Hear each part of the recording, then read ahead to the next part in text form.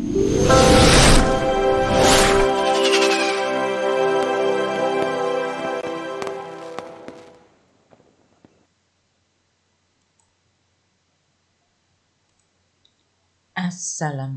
warahmatullahi wabarakatuh. Jumpa lagi bersama Hans Channel dalam Belajar IPA Asik. Kali ini kita akan belajar bersama-sama tentang energi. Ya. Adapun tujuan dalam pembelajaran kali ini yaitu mendeskripsikan energi dan jenis energi, bentuk-bentuk energi, makanan sebagai sumber energi, dan transformasi energi dalam sel. Ini adalah pengetahuan yang diharapkan dalam pembelajaran topik ini.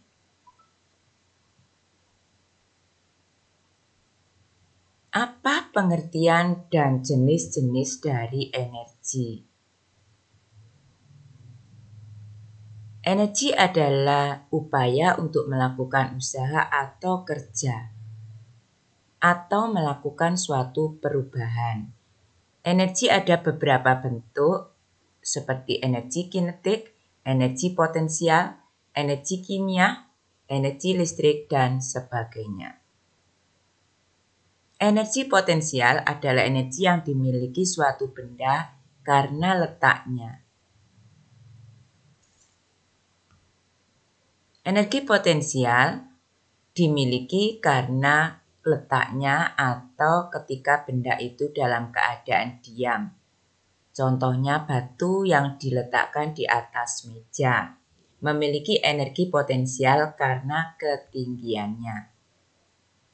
Energi potensial dirumuskan dengan EP sama dengan M kali G kali H, di mana EP adalah energi potensial dalam satuan Joule, M adalah massa benda dalam satuan kilogram, G adalah percepatan gravitasi dengan satuan meter per sekon kuadrat, dan H adalah ketinggian benda dengan satuan meter.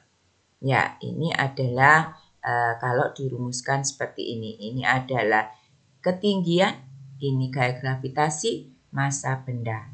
Ini jaraknya atau ketinggiannya dengan satuan meter. Ini udah hampir sama.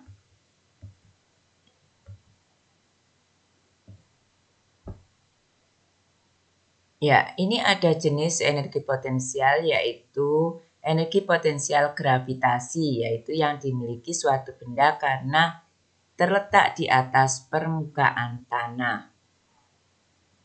Ada juga energi potensial elastis, yaitu energi yang pada benda yang direnggangkan. Ada juga energi kimia.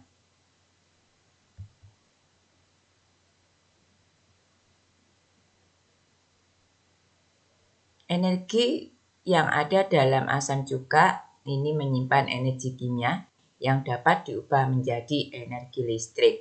Energi ini tidak hilang tapi berubah bentuk sesuai dengan hukum kekekalan energi yang menyatakan bahwa energi tidak dapat diciptakan dan tidak dapat dimusnahkan, hanya berubah bentuk. Secara matematis, hukum kekekalan energi bisa dituliskan energi mekanik adalah tetap sama dengan jumlah energi potensial ditambah energi kinetik. Antara potensial 1 dan kinetik 1 jumlahnya sama dengan energi potensial 2 dan energi kinetik 2. Ini adalah perubahan bentuk tetapi jumlah energi tetap sama.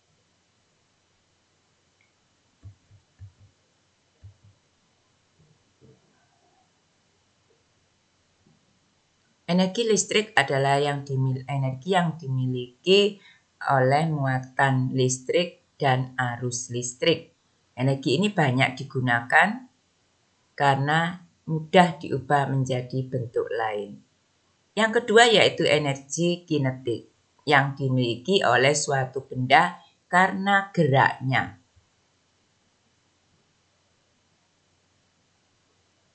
Ya.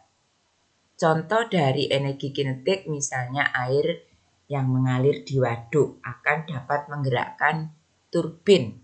Ketika bersepeda, otot kaki berkontraksi untuk mendorong pedal listrik.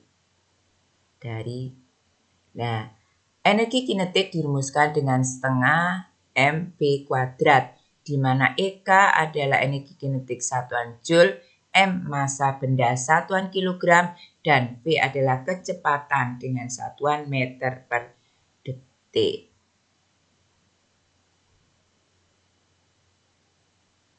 Ya, ini adalah energi kinetik. Contohnya adalah ketika mobil bergerak ini menabrak sebuah benda, maka dia akan bergerak atau terpental karena dia memiliki energi kinetik. Bentuk-bentuk energi, ini adalah bentuk energi, ada energi gerak, potensial, panas, dan sebagainya. Ya, ini perubahannya dari bentuk satu, listrik bisa menjadi cahaya, listrik bisa menjadi panas, dan sebagainya.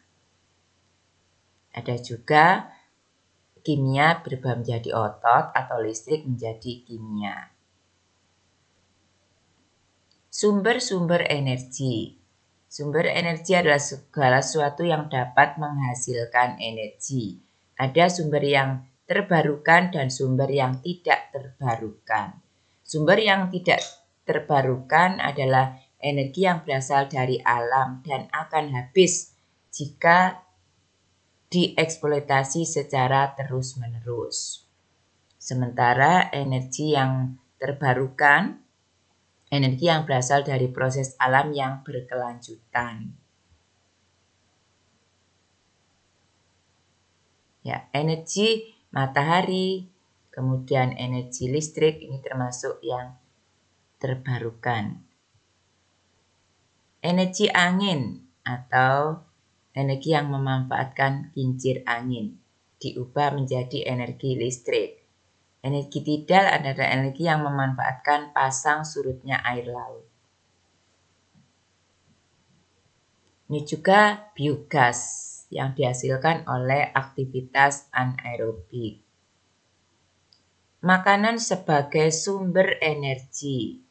Sumber energi utama pada manusia adalah makanan, yang merupakan energi sebagai makanan sebagai sumber energi adalah karbohidrat, lemak, dan protein. Ya, ini adalah protein yang terdiri atas karbon, hidrogen, oksigen, dan nitrogen, kadang fosfor dan belerang. Ada protein nabati dan ada protein hewani. Kemudian lemak, senyawa yang mengandung unsur karbon, hidrogen, dan oksigen.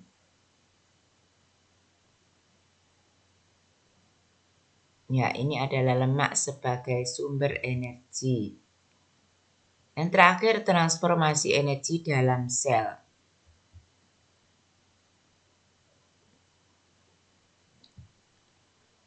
Pada makhluk hidup atau tidak menghasilkan makanan sendiri atau disebut makhluk hidup heterotrof, energi berasal dari makanan yang dikonsumsi.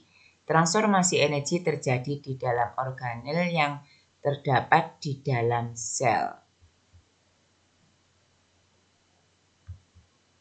Ya, energi dalam sel ini bisa bertransformasi.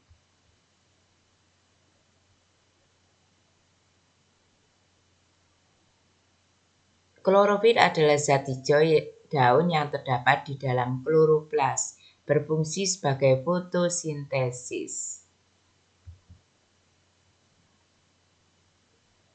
Kebalikan dari fotosintesis adalah respirasi yang terjadi di mitokondria. Ya, metabolisme adalah proses kimia yang terjadi di dalam tubuh makhluk hidup. Ada fotosintesis yaitu cahaya, CO2 dan air akan menghasilkan glukosa dan oksigen. Ini disebut fotosintesis. Kemudian reaksi sebaliknya yaitu respirasi sel. Karbohidrat atau glukosa bisa berubah menjadi CO2, air, dan energi. Ya, ini nanti kita jelaskan pada bab selanjutnya.